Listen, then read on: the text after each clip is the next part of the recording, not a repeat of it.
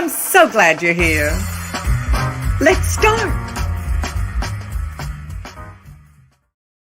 Well, hello. It's Julie Halston, Virtual Halston, Season 2, Episode 17.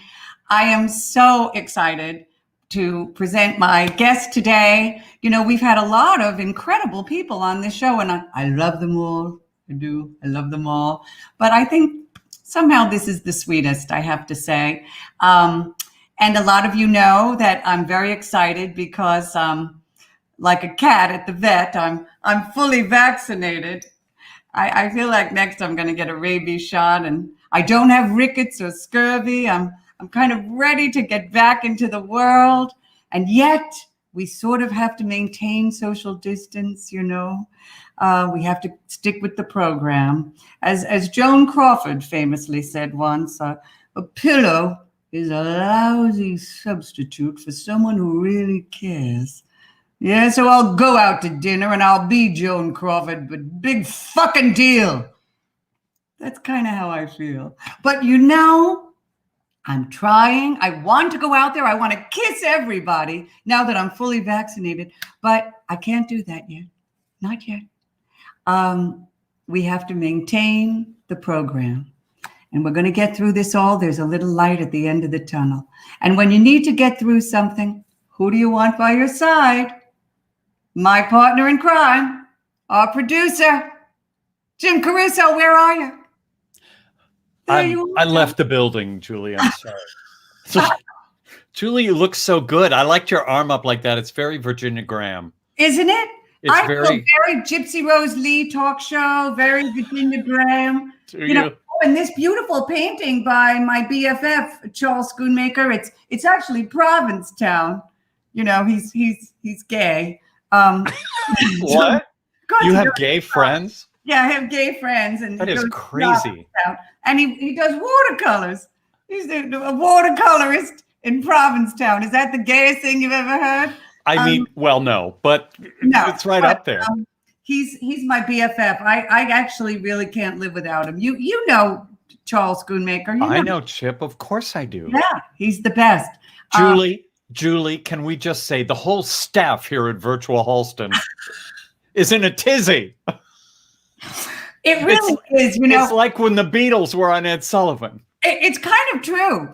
Or Tom Cruise was on Rosie. It really is true. I mean, you say the name Nathan Lane, and people have an incredible physical reaction, and it's never negative. Never. It's never negative. No. Here's what I love most about it is how sweet it is for you, because I know it means the world to you. So that means the world to me. Thank you. It does. There were two people, and I'm going to get a little emotional already. There are two people, and we've had them on the show. One of them was Lewis Black, and the other is Nathan Lane. And these two people really inspired me to actually do my own shows. Mm-hmm. I remember Lewis Black, you know, reading the newspaper in his act, and I was like, I can do that. I think I'll read the wedding announcements. And it became a big part of my act. And I also remember Nathan when he was part of the comedy duo Stack and Lane, and I was part of a comedy duo called Halston and Pearl. He was very funny. I probably wasn't, but it really inspired me, and he was the funniest human being I'd ever seen. So and plus we've worked together and known each other, and so it's wonderful. And his body of work is so extensive. I mean, it's ridiculous. 23 pages on the Wikipedia. I don't have enough printer cartridge. We got some great press because of this. Our friend Kevin Gershon at Entertainment Tonight announced it on 1010 Wins, and which means that's a whole layered topic right there too, because of Ralph Howard. Because of my husband being the anchorman at 1010 Wins. So it was really a wonderful circle. And we should probably tell people that next week, we are not going to have a show because Jim and Ruby and I have to get together for our big virtual gala. We are doing Broadway Belts for PFF. There we are, March 12th, 7 p.m. We have quite the lineup already. Christine Ebersole, Andrew Reynolds, Max von Essen. We have special appearances by Jesse Tyler Ferguson. I mean, it's just incredible. And so next week, we are not going to have a show, but we will be getting ready for virtual Halston, basically being the platform for Broadway belts for PFF. And you know, Jim, I've been doing this for 11 years. It started at Birdland. I remember. And it got so big that we ended up at the Hotel Edison Ballroom. And now we're doing it virtually. And, you know, virtually you could go anywhere. I mean, people in Australia can give us money now, you know, anywhere. That's right. There's no end. At Birdland, you can get 150 people. On Virtual Halston, this platform, we can have 1 billion. Exactly. So we're very excited, and we have an incredible show. And we always, every year, give the Ralph Howard Legacy Award. And it's really been my mission. So it's a natural introduction into, if you are enjoying the show already and you're going to enjoy it even more, please feel free to, yes, tip us. There we go. Because as you know, it goes to the platforms and we give a portion. I just actually sent a check to the Pulmonary Fibrosis Foundation. And I want to do a shout out to David Rothenberg, who just sent me a check for the PFF in honor of Ralph's memory. So thank you, David. And yeah, please feel free to tip us. It really means the world. And we're getting oxygen to people who need it. So that's really, really important.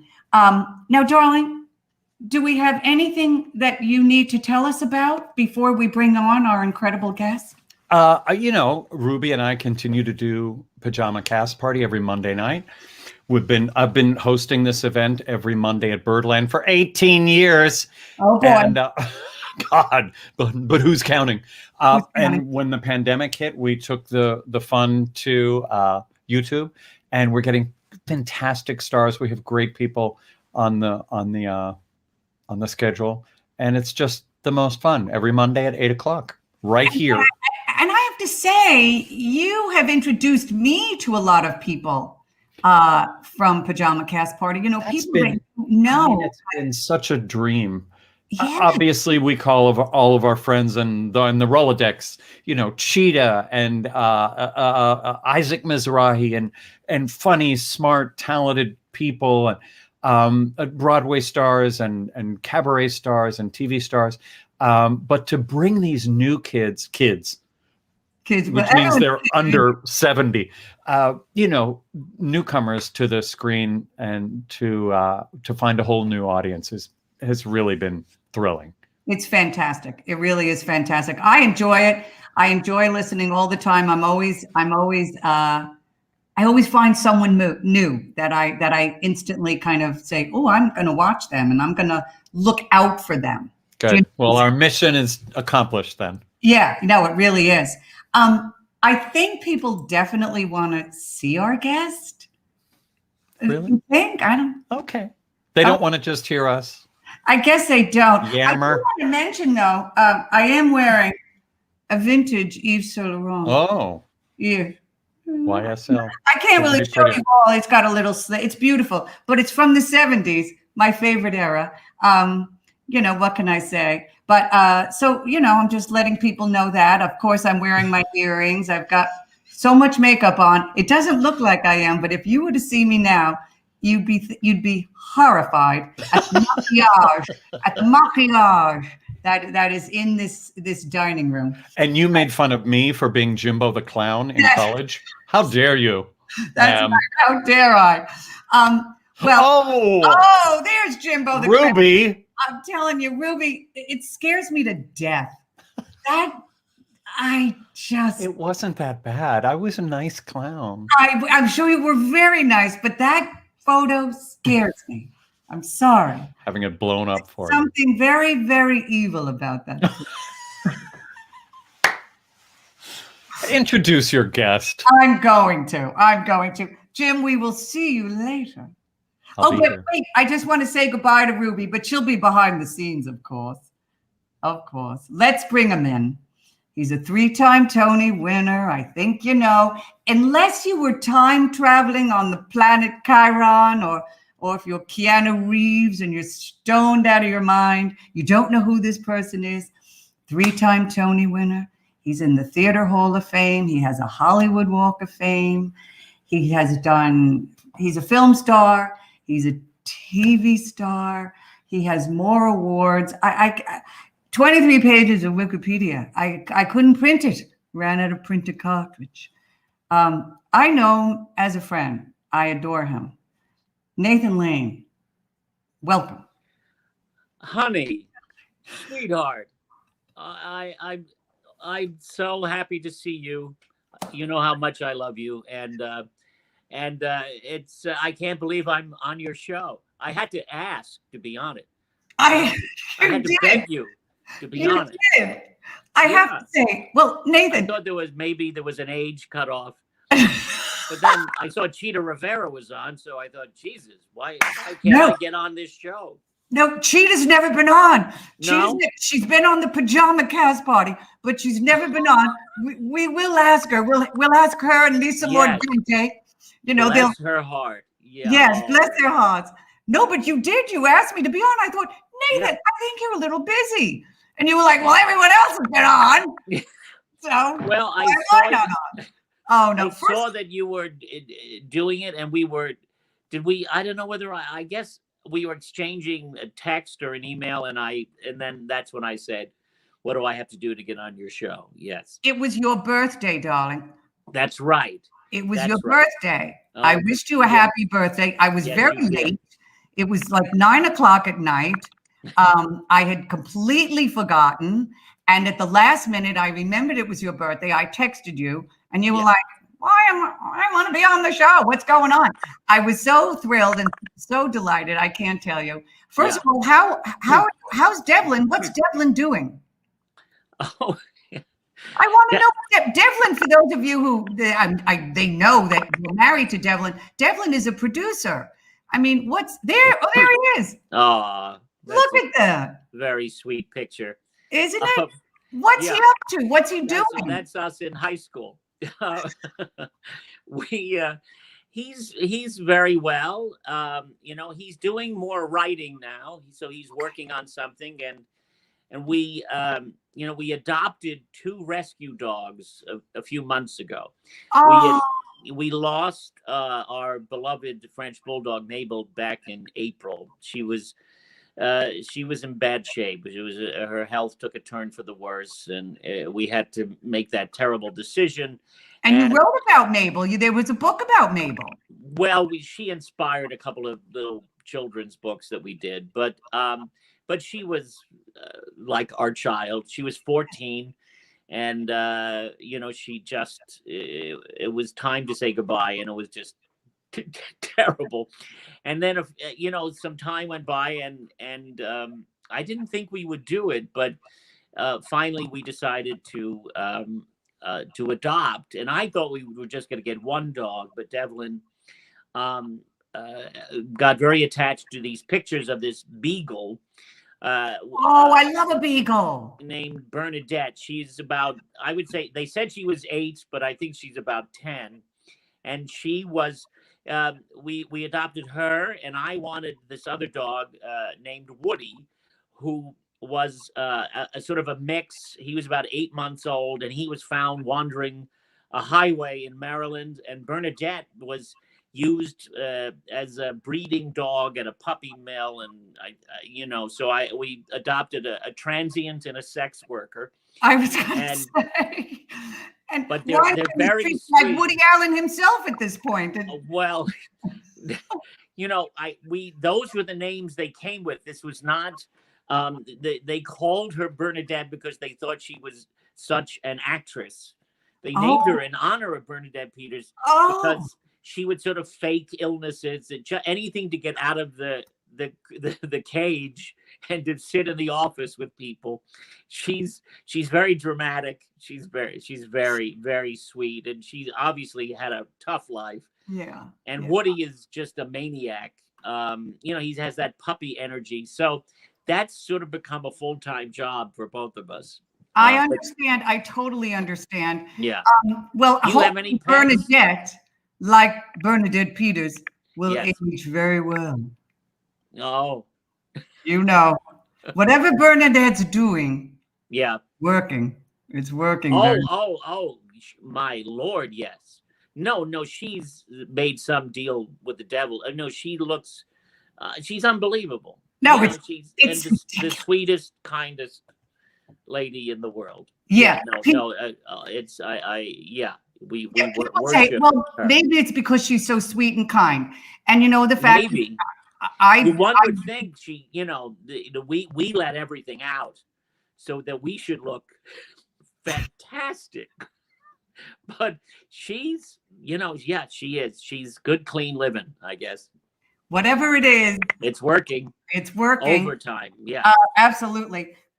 Now, darling, I have to tell you, I did go on YouTube recently, and I did find a clip of Stack and Lane. Were you on a TV show at some point with Patrick Stack? We did. We made an appearance on Norm Crosby's Comedy Shop, which I think is the thing that's on YouTube. And we also appeared on the Merv Griffin show. We had to follow Elkie Summer talking about her artwork, which is always a great warm-up for comedy. Yeah, but we were on Norm Crosby's Comedy Shop. Went a lot better than Merv Griffin. Maybe it's the Merv Griffin appearance because that's not so good. No, I think it might have been Norm Crosby because it's hilarious. You look 10 years old. Yeah. I do think people should reference this. You look 10 years old. How did you meet Patrick Stack? How did you know him? We did a musical review together, off Broadway musical review that was done. It was, upstairs of the old Promenade Theater, sort of where they were second stage was housed for a long time. And we did in that theater, we did this musical review called What's New. And it was just topical stuff. And he and I were in a couple of sketches together. And he was very tall and good looking. He looked like a football player. Yeah. And I was very short and looked like young Nathan Lane. And so they thought that was an interesting pairing. People always enjoyed seeing us together in the sketches. And so we knew some other people who were doing stand-up. And we actually we wrote for a few people. And then finally we put an act together. And we had this brief period of a little bit of success. We signed with William Morris and got a Beverly Hills manager and went to LA and showcased at the Comedy Store and did, a couple of television appearances and opened for rock acts and so forth. And, our goal was we were two struggling actors, and then we put this act together and hoping it would lead to other things. We were not, the goal was not to become the greatest comedy team ever, but it was, we certainly loved working together, and it was a great learning experience. I mean, sure. That's how I started writing, and you've got your own product. But did you get to meet Shields and Yarnell is what I want to know. Shields and Yarnell. I did that. Back at when I on an old Letterman show, I did some Shields and Yarnell jokes that he was particularly loved when I would do obscure references like Shields and Yarnell. Darling, Barbara Gaines and Bill Sheft, who was a writer for David Letterman, and Barbara Gaines, the executive producer, they're big friends and fans of us. And I think they're watching. And I have to say, I miss David Letterman very much. I really do.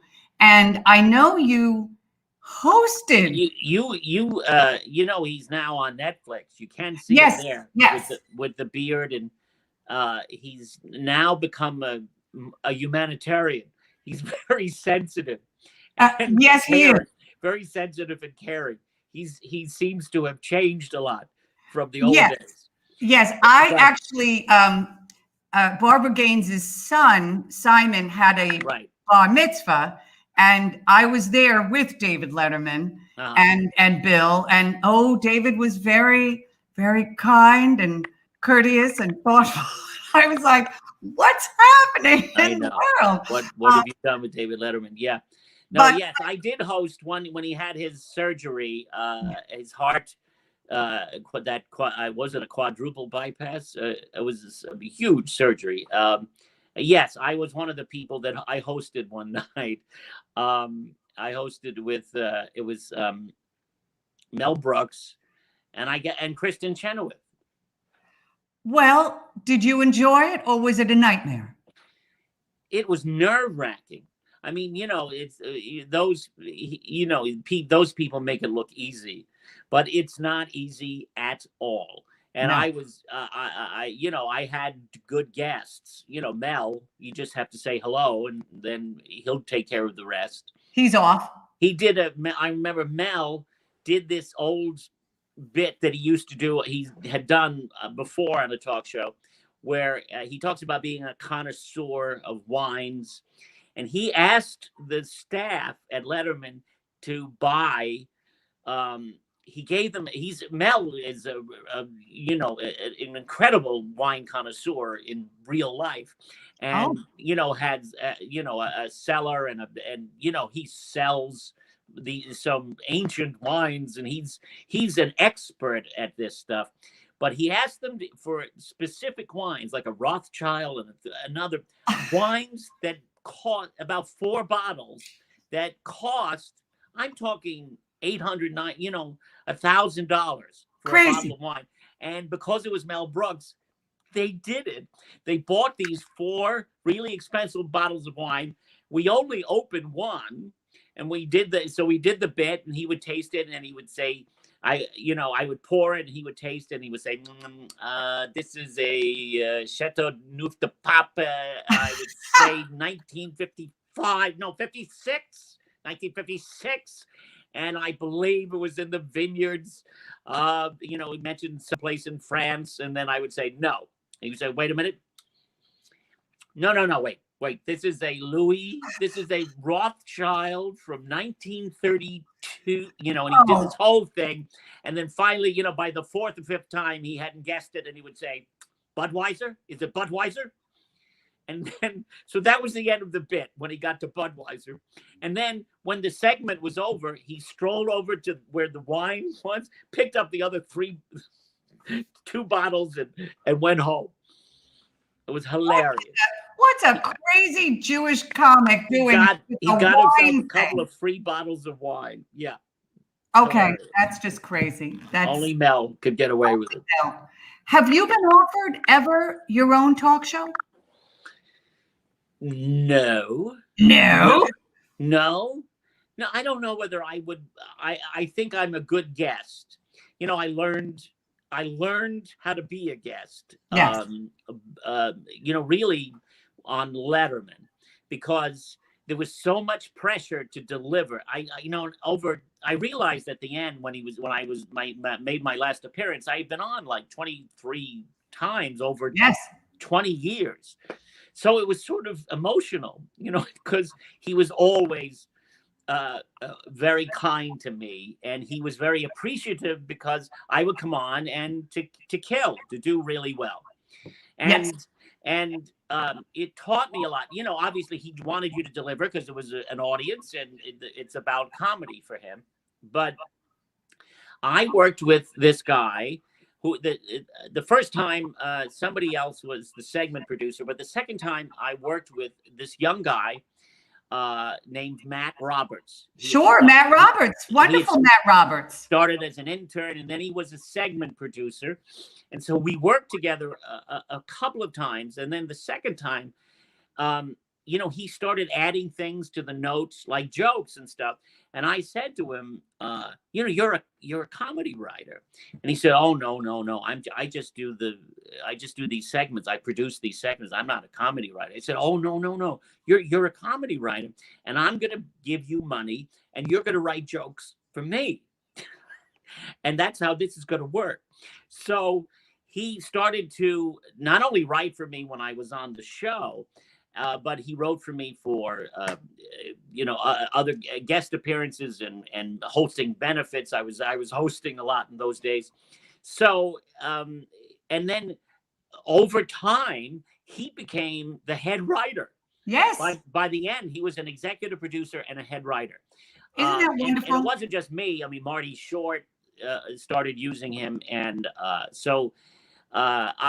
was lucky because he understood that the sensibility for that show, and kind of used through me, he was able to say things. I don't think Matt is one of the sweetest and most considerate and articulate people you'd ever want to meet. But through me, he was able to say things he probably wouldn't say. Yeah, a little subversive. A little subversive, yes. Yes. So that collaboration certainly helped me in the beginning. And Marty, it's sort of the Marty Short playbook. I mean, he has, writers on staff. You and Marty, I think, are two of the greatest guests anyone can ever dream for. Who? When Brooks was on the show, we were talking about the Martin Short Broadway show that he did with Marty. And we were both saying, though, that the one thing, and I know you feel this way too, that I'm just helpless in front of Jiminy Glick. I mean, I'm just helpless. Oh, yeah, sure. I've been interviewed a few times by Jiminy, and it's, it's very hard to keep a straight face. No, it's one of the most inspired creations in comedy history. Really, I remember, you, of course, knew my late husband, but it literally, because, he was a pretty serious news guy, but he would be reduced to literally like a puddle on the floor, holding his stomach with Jiminy. And it was, just crazy. Because Jiminy can be as mean as Marty wants. He's hidden way beneath that fat suit and latex, but it's fantastic. No, it's one of his greatest creations, along with Ed Grimley. Yes. And Nathan Thurm. But it may be his most inspired. And I can't get enough of it. But now I can't get enough of you either. But talking about mean, we're going to talk mean. We have to talk about maybe the worst human being on the planet Earth, and that's Roy Cohn. And you played Roy Cohn. I think actually we might have a picture of you as Roy Cohn. There you are. Oh yeah. There you are.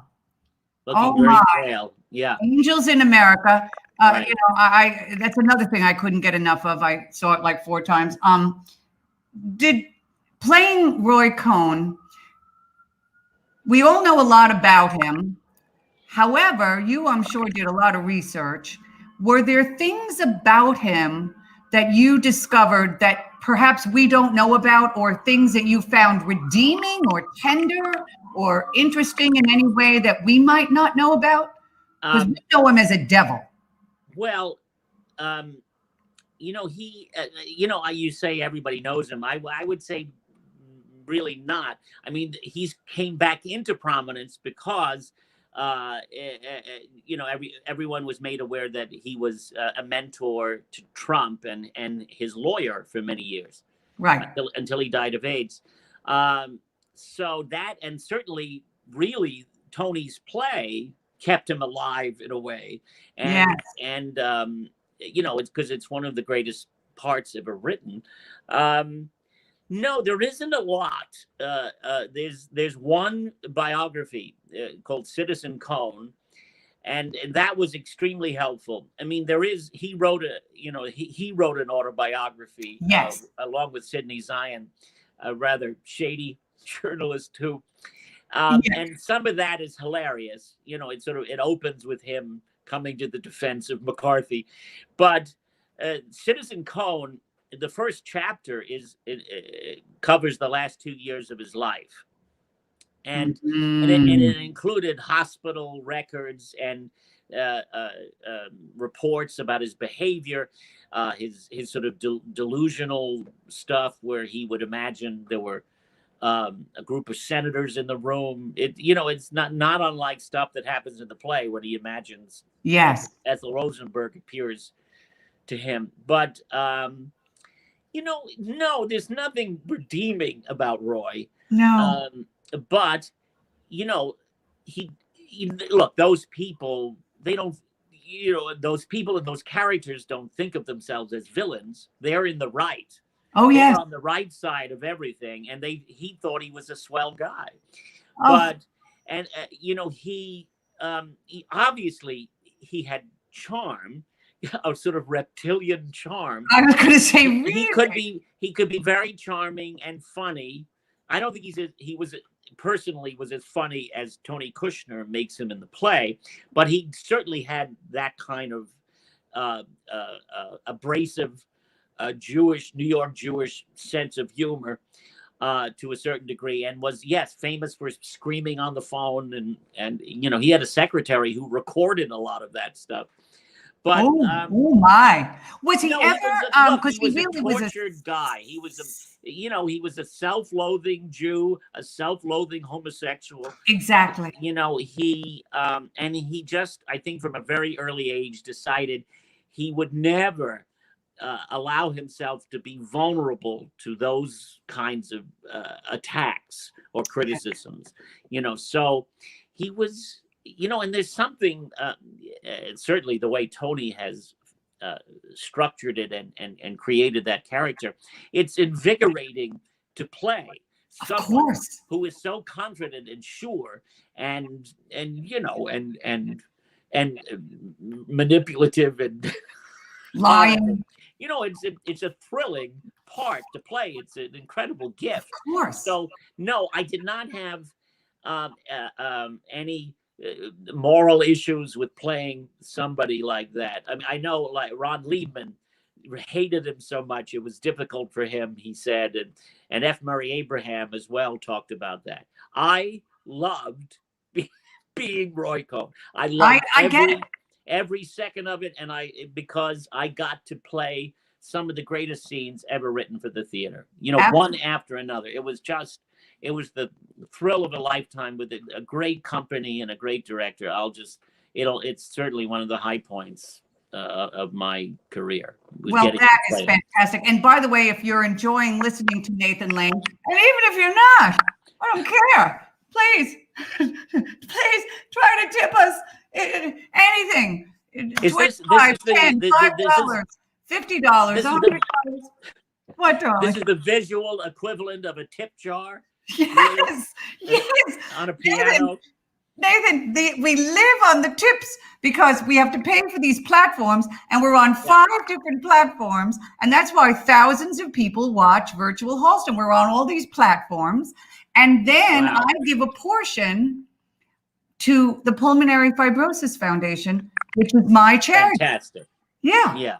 And I give every 2 weeks, I send them a check, and I have to tell you, since we've been doing Virtual Halston, thousands of dollars has gone to the Pulmonary Fibrosis Foundation. Wow. So it's a wonderful thing. Heart. Yeah, no, it's a wonderful thing. Now, you were talking about highlights, and of course, again, I read what you've done, and I go, oh yeah, I remember he did that. Oh yeah, he did that. Oh yeah, he did that. Oh my God, he did that. Jesus. Wait, let's do what we did. We worked together. Was the Man Who Came to Dinner the first time we worked together? Yes. Well, actually, I love that production so much. I'm so glad it was captured for PBS. It's one of the few I've done that was caught on film. It was a great group of people.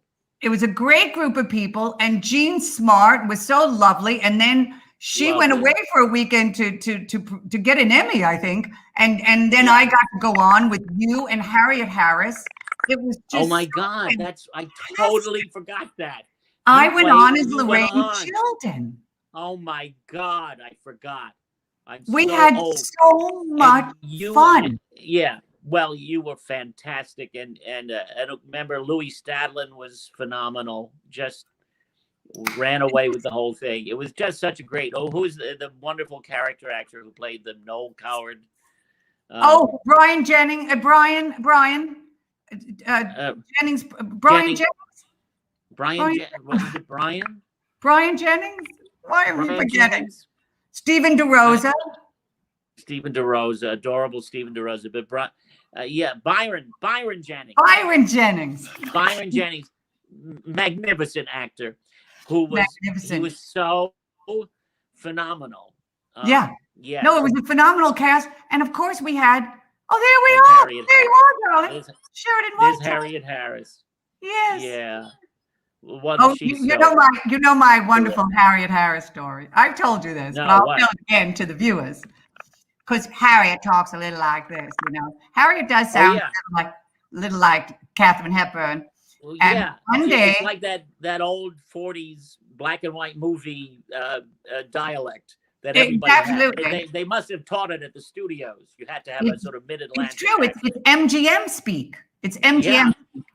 So one day, Harriet Harris and I were at dinner, and we were with Marion Selden.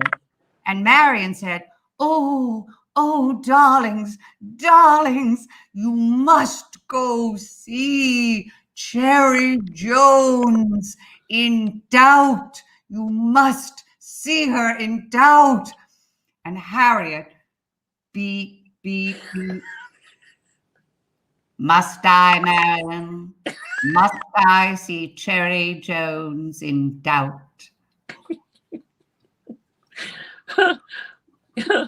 Well, it takes I didn't a lot know of how. balls Poor Marion. to do that to Marion was the Harriet cutest Selden. woman in Oh the my world. God, that's So hilarious. supportive of everyone. Must I, Marion? Must I see Cherry Jones in Doubt? It was fantastic. But well, I worked with Marion in a difficult play that Terence Mcnally wrote called Dedication or the Stuff of Dreams. That was the title. So you knew you were in trouble. Anyway, it was for dear Terence. So, but Marion and I won't go into the plot. It would just make you weep. But she was a very wealthy woman who was dying of cancer, and she asks me. I'm running a little children's theater, and she owns a grand old theater that is not being used, and she has said she'll give it to me if I will kill her. And she wants me to smother her with a pillow theatrically in this theater. And she's in not a wheelchair, but she was in a big chair. okay. And so that we had this very intense emotional scene, and then I was supposed to take the pillow, put it over her head, and then pull it. And then the fight guy, the technical guy, had said to her, now when he starts to pull, and I'm not going to do it fast, so she was supposed to turn her head, so it would look like I was smothering her, but she would be perfectly safe. But Marion, every night, would she was so into it, she would thrust her head into the pillow. So I was sort of gently trying to not smother her while smothering her. And I remember I would sort of whisper, "Marion, turn your head, please, Marion. I don't want to hurt you." Anyway, this one matinee, I finished smothering her, and she dies. And it took a while, and then I would be in tears, and then we had this tiny little house, and in the distance you heard an old Jewish man say, "Well, that's the end of Marion Seldes."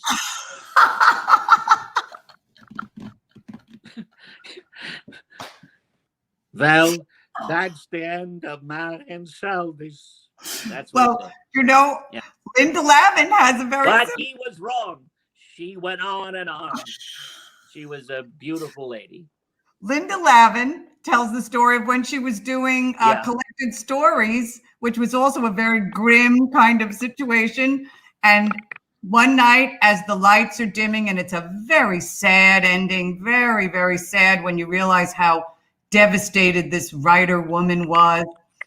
As the lights are going down, all of a sudden you hear someone in the front row, and Linda heard it. The end. The end.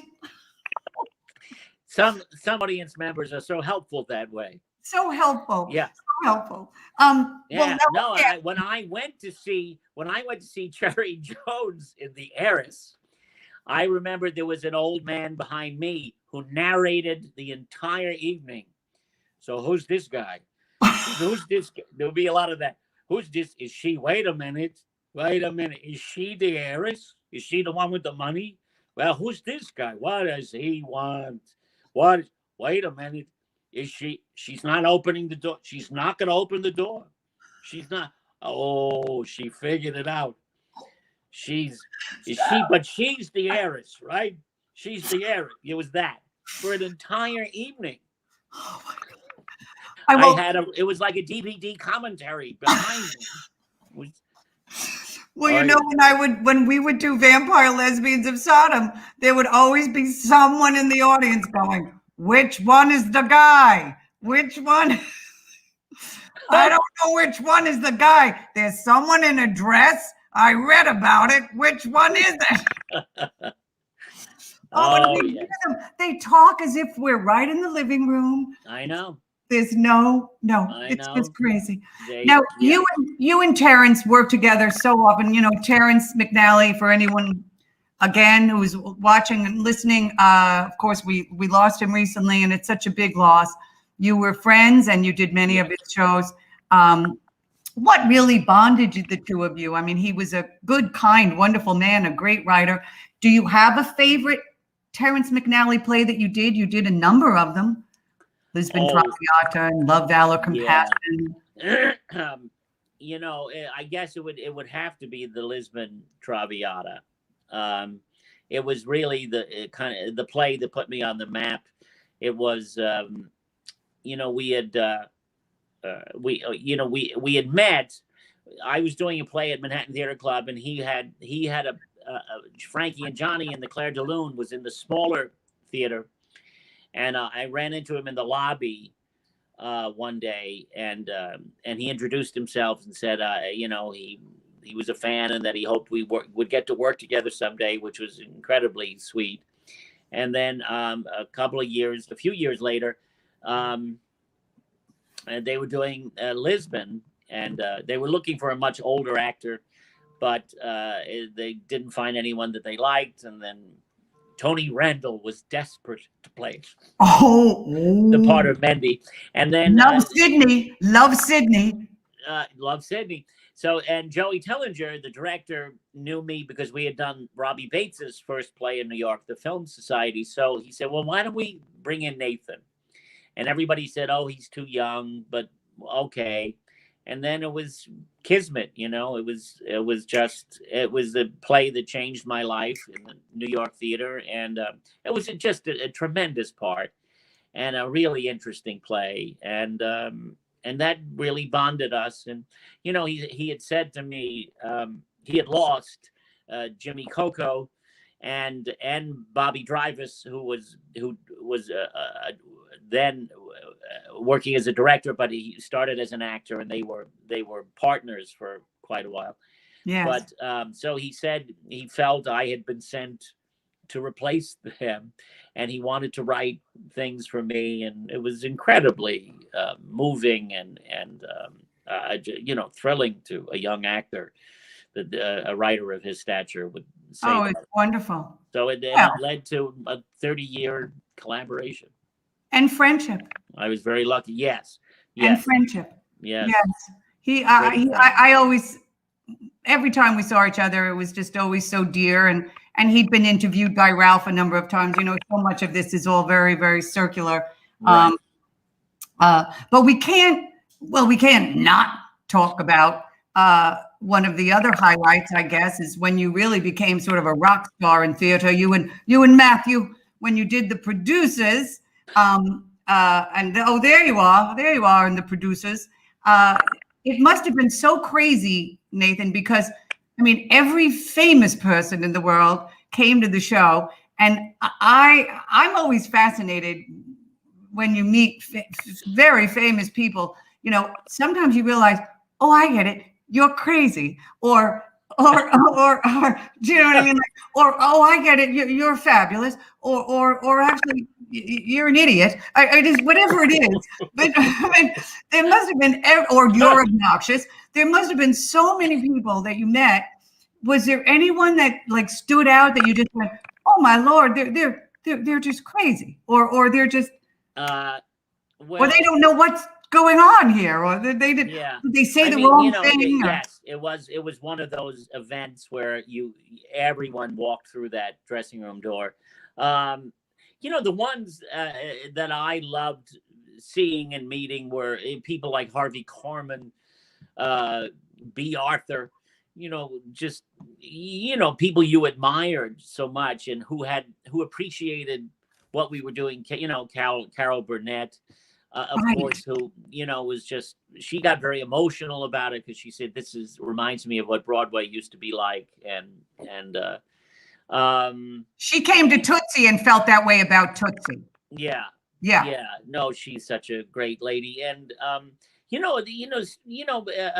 trying to think, I have a vague memory of Bruce Willis coming back and who was, and there was a minimal amount of dialogue. It was sort of like, I was exhausted. It was like the end of a 2-show day.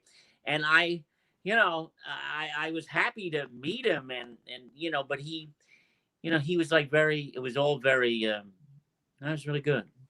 That was really good. And I said, oh, thank you. And then there would be a long pause.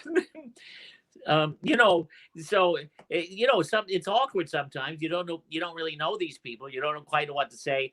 And I didn't, I usually, now as I've gotten older, I'm better at picking up the slack and, and keeping the show going and asking them, but on that show, it was so exhausting. I was like, hi, it was, but that happens, wow. Or they feel a little nervous or awkward and don't know what to say. Everyone came from Barbara Walters and Kofi Annan to Alan Greenspan and Al Gore. It was like, wow, I can't believe the breadth of people who show up for this event. It was amazing. Maybe, and of course the greatest was and I'm so glad I didn't know, there was the afternoon Gene Wilder came. And it was a matinee. I don't think we had opened, but I heard afterwards, I think my dresser, Ken Brown, said, my wonderful dresser said, Gene Wilder was here today. And I was like, oh my God. And then there was a moment I heard at the door. I was in the other room, but I heard that very recognizable voice saying, no, mother, don't go in there. He won't know who you are. Oh, he was talking to his mother-in-law. And then suddenly there he was. Gene Wilder was standing in front of me. And it was, like some of those people, it's like meeting God or something. I just got very emotional. I started to cry. And he was very, very gracious and kind. And I just couldn't, and I was sort of very tongue-tied. And he was so lovely about the whole thing. And then eventually I got his address and I wrote him a letter and just said how much it had meant to meet him. And, my God, what an original. Oh, no. And everyone loved him. I never heard a bad thing about him. Yeah. You did mention Ken Brown, and I do want to do a shout out to Ken. He was in Pennsylvania and he's watching from Pennsylvania. But Ken and I live on the same block. Is that right? I'm used to seeing Ken a lot, and I do miss Ken because Ken is the one person I can say things like, "Oh, darling, I was watching Celebrity Bowling the other night, and Virginia Graham was on, and Corbett Monica." And this is the second Virginia Graham reference in one show. This is the definition of a niche show. If you're the second reference to Virginia Graham today. Well, bless her heart. The other reference I was going to make, because Ken and I have talked about her, is Hermione Gingold. Oh, she was hilarious. Now that's someone I wanted to meet. Yeah, sure. Hermione, Hilarious. Hermione Gingold. And when you were talking about Matt Roberts and him writing with you, people like Hermione Gingold would go on those Merv Griffin shows, and they were just flat out hilarious. Well, there was a time, yeah, when the great raconteurs, Peter Ustinov, the same thing. Yeah. Everyone wanted them to be on because they would just come on and take over and have great stories and with great punchlines. And they just kind of knew how to toss it off. Also, they gave people had more time. It's like 4 or 5 minutes. It was thanks so much. Move down the end of the couch. But in those days, people would like Dick Cavett had on had those shows where it would be Truman Capote and Groucho Marx and an amazing lineup. It was crazy. Janis Joplin on for 40 minutes. Yeah, I mean, to talk that long, they would never do that today. No, you have to watch Netflix. You have to watch David Letterman. Yeah. Oh, yeah. Yeah. Now, you did mention that we did work together, but people. How did we meet? All right, I'm gonna tell you. All right. Because you're not going to remember, but it was actually, I think, in the 1980s, early 1980s, you were doing Stack and Lane. Yeah. And actually, we were at a club called Ball Tax on Worcester Street. Yes. In Soho? Yes, in Soho. And I was part of a comedy duo called Halston and Pearl. What happened to Pearl? Kenny Pearl and I are still very close friends. He's probably watching. He lives in Canada because he actually was Canadian. He was a dancer. He was a dancer with Martha Graham. Oh, wow. And then he was a dancer with Alvin Ailey. And he actually had a bit of a leg injury. So he decided to take some acting lessons while he was sort of convalescing. And I, of course, wanted to be a very dramatic actress. I thought I was very destined to play Hedda Gabler and all, Strindberg, the Stronger, Ghosts. I thought Mrs. Alvarez. Yeah, I can see you doing that. You can see me doing it.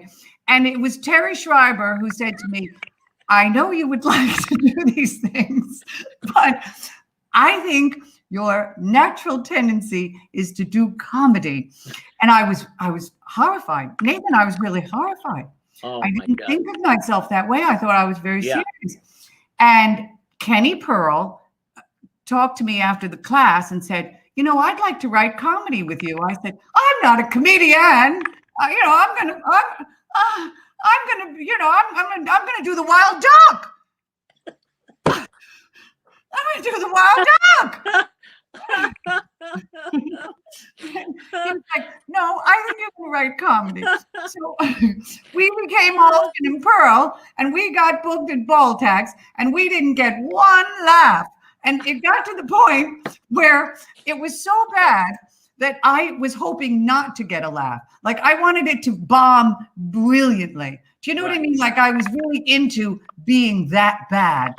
Yeah. You were also on the bill. That was the first time that we performed together, and we went there, and they had like a Sunday brunch show. Yes. Right?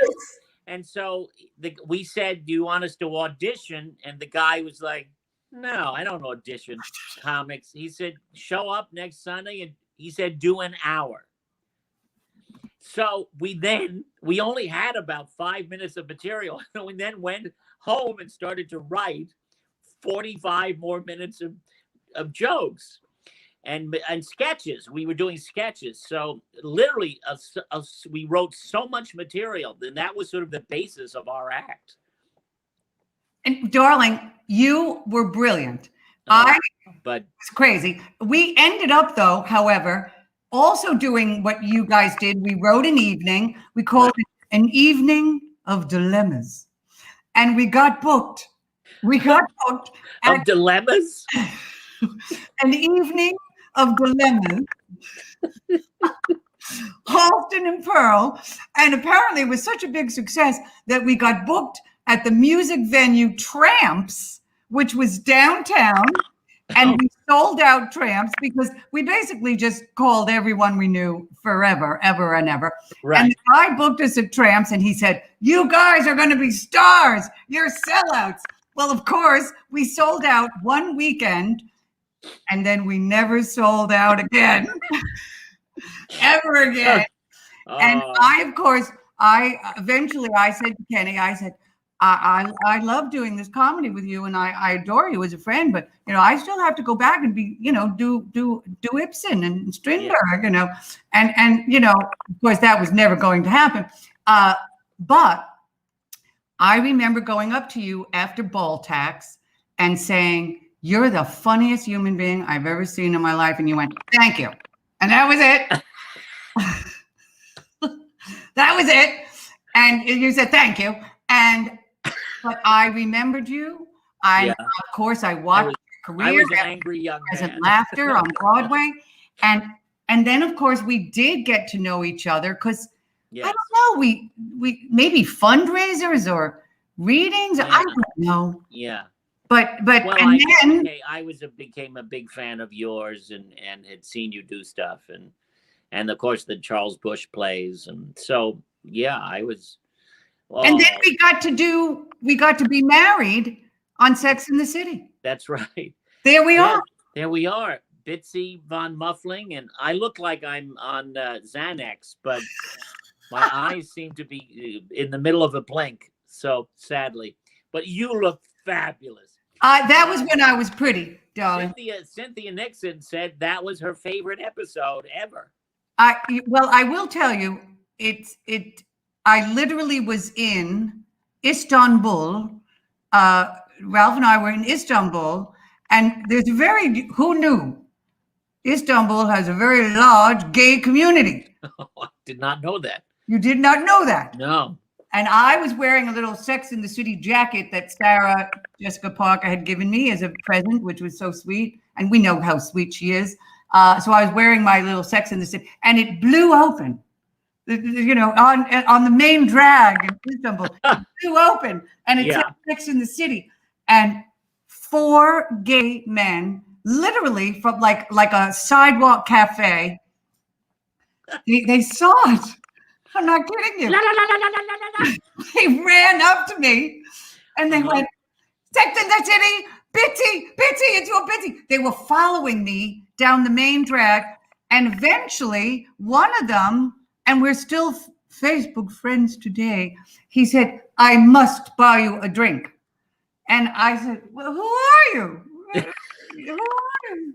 He said, "I am Yuri, and I'm your fan." And Ralph and I had drinks with him. Wow. And we're still friends today. It's amazing. Well, that's television for you. It's the power of television. Yeah. Now, as a fan, I'm going to say this just as a fangirl, because I was watching Mank recently. I watched the movie of Mank. Yeah. Gary Oldman is so brilliant. Yes. Ridiculous. But I said, well, you know who else is brilliant? Louis Mitchell, Penny Dreadful, City of Angels. I mean, I really urge people to see this. I don't know. I think Showtime, it's not on Showtime now, is it? No? No, it was not picked up for a second season. It was only one season. It was a show written by John Logan, who created the original Penny Dreadful. It was a wildly expensive show to do.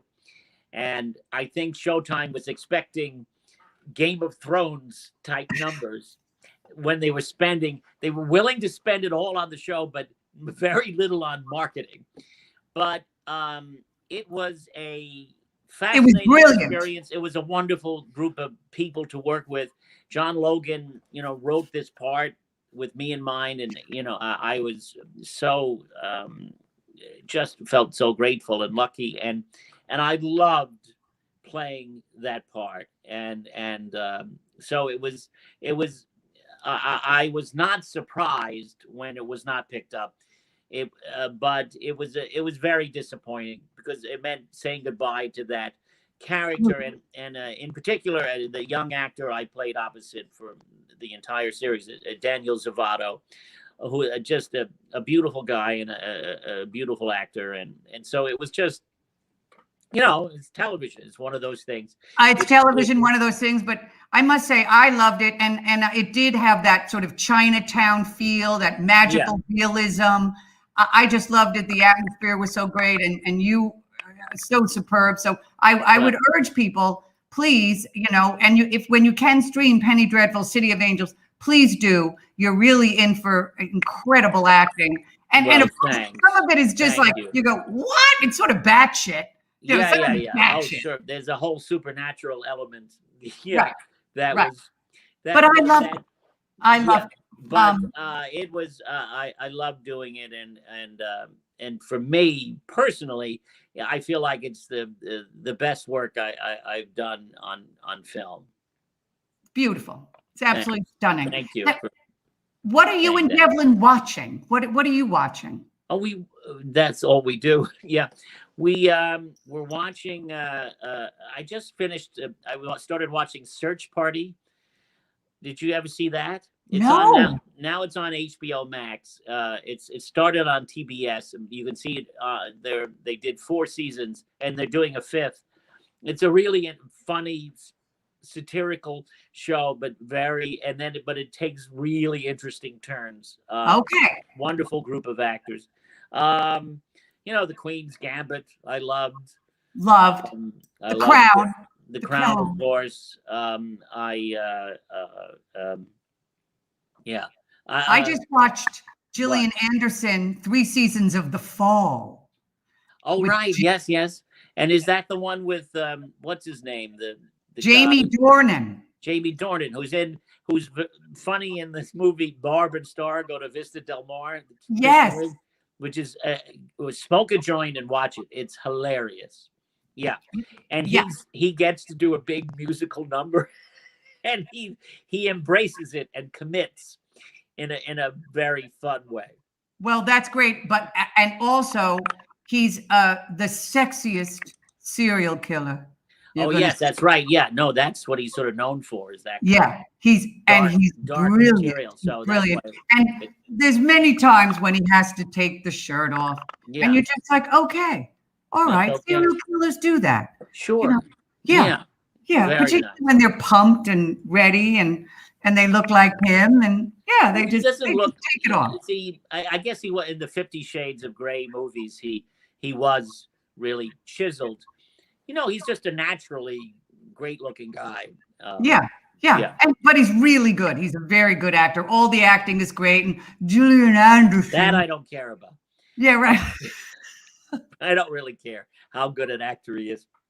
But that's what everyone keeps talking about with Bridgerton. With that guy, Well, Bridgerton, it was like a guilty pleasure, perhaps. Just kind of, it's like if the CW decided to go the route of masterpiece theater. But, fun, and the diversity was fun, and the whole, it's fun. I just wanted to see his ass, and I did, and I enjoyed it. Yes, another very, very handsome young man. Yeah. Yeah, handsome. I didn't care what he was saying. I never listened to what he was saying. I never listened. I just said, "Where is the sex scene? I'm going to look at that sex scene." Well, you didn't have to wait too long, because didn't have to wait too long. They do a lot of them in that show. Yeah. Yes, and we're in a pandemic, and Jonathan Bailey too. That's right. Hot little number. I saw him in Company in the West End with Patty. I went to see Patty LuPone, in Company. Oh yes. And she was fabulous, and he was adorable. Yeah, they're going to bring Company back, I think. Yeah, right? They're going to bring Company back.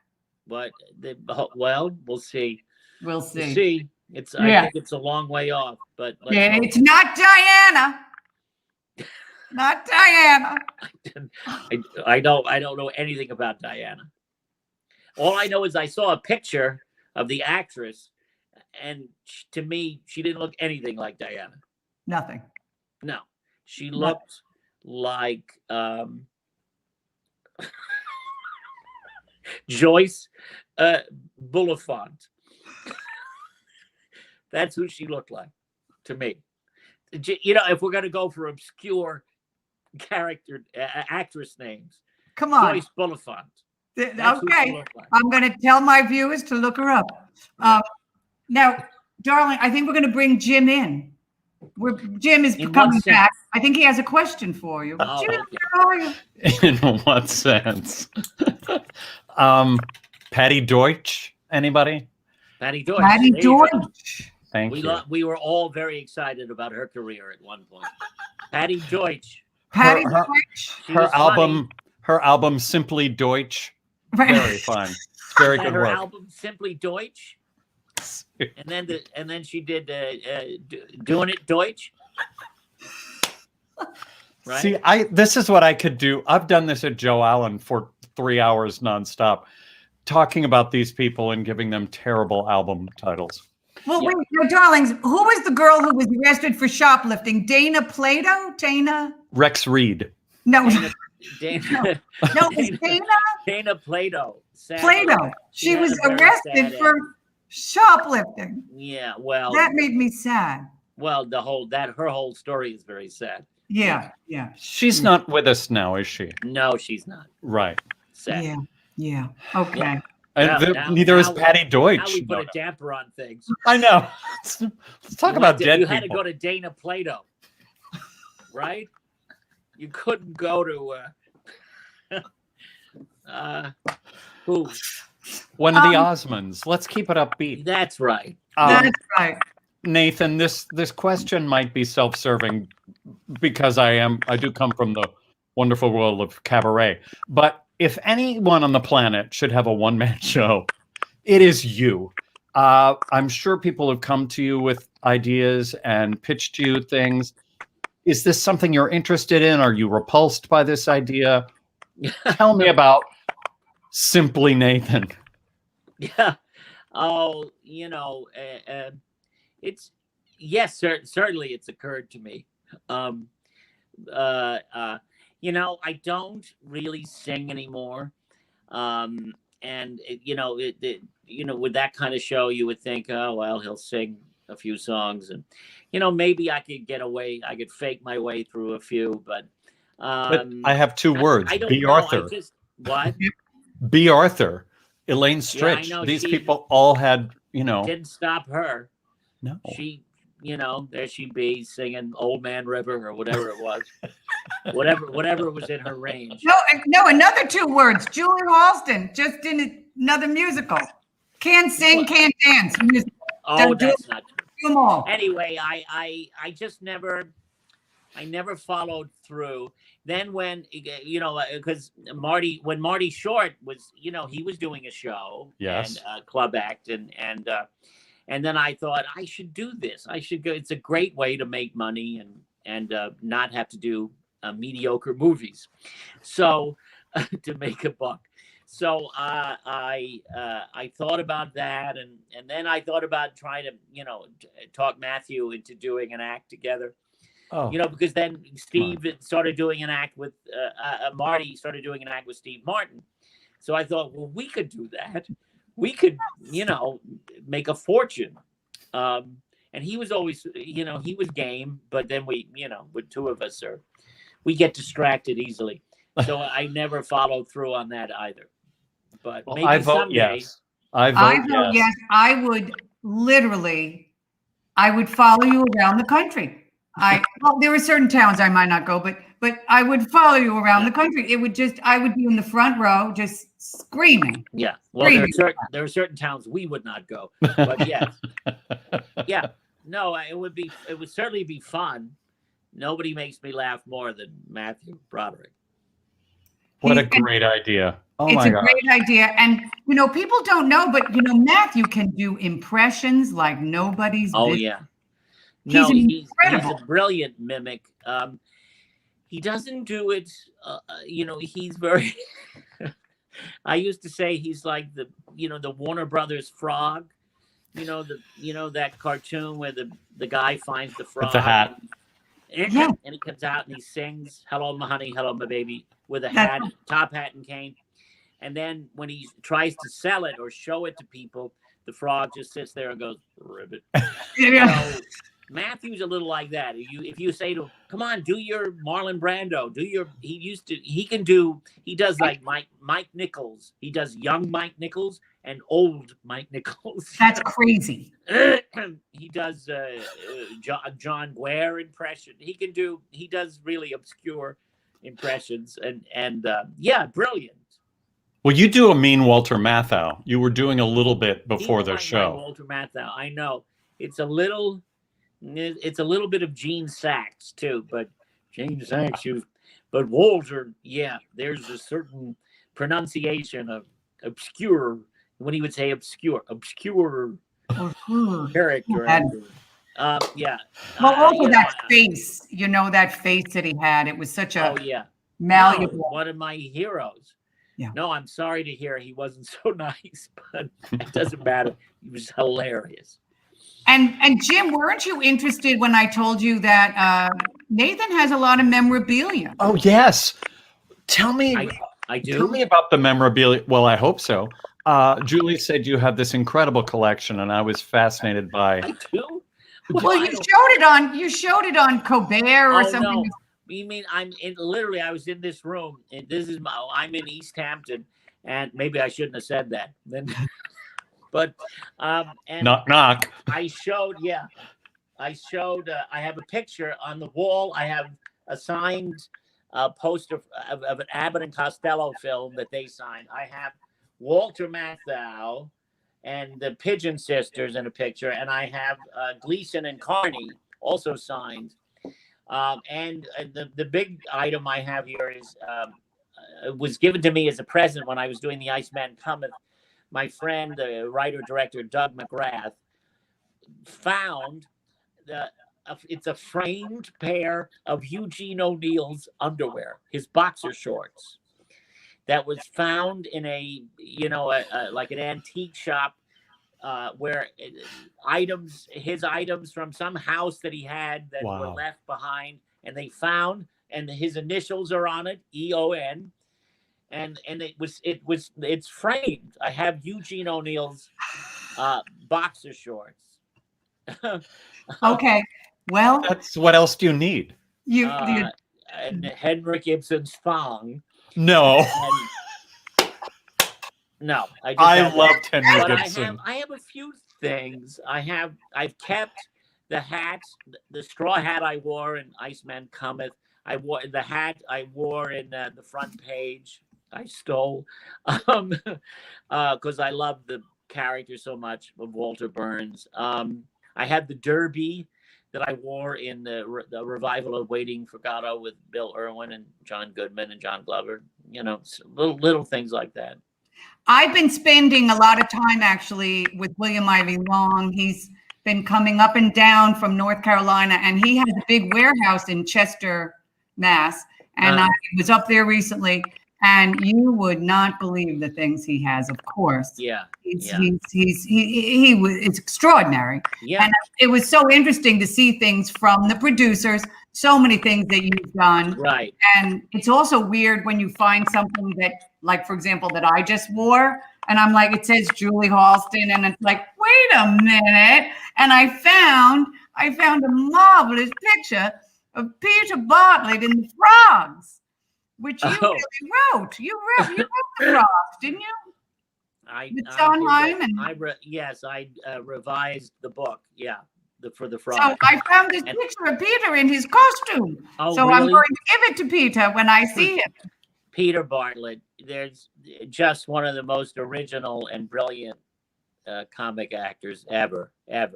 Just he's another one. We worship Peter Bartlett. Yes, he was great. He was great in the Frogs. He was hilarious. He's another one that I'm sort of helpless. Right. You and Jiminy Glick and Peter Bartlett. I'm just rather helpless. So there we have it. Peter's just I just loved. I loved working with him, and he's such a sweet, delightful man. But hilarious on stage. Yeah, and totally original, like you said. No one does what he does. Nobody can do it. Yeah. No. He's like, he would have been part of the old Warner Brothers stock company. There would be the Peter Bartlett role. Exactly. Everett Horton, and Right. and Puddles Sakal. Right, exactly. Great character actors. Yes. And Peter Bartlett. Well, darling, this has been absolutely incredible. We've gone easy. over a lot of time. Not that we haven't a lot of time. I hope it was worth the trouble. Thank you. This is like overhearing the best conversation at Joe Allen, at the next table. I think everybody felt really like they were a fly on the wall. It was just great. Well, I hope you had a good time, Nathan. I had a great time. It's always great to see you. I love you so much. Jim, it's lovely to see you as well. Always, Nathan. Thanks for having me. Thanks for inviting me on. I hope I see you soon. All it took was a little nudge. Yes. I hope I see you in person soon, too. All right. Love to. All right. Take care. What more is there to say?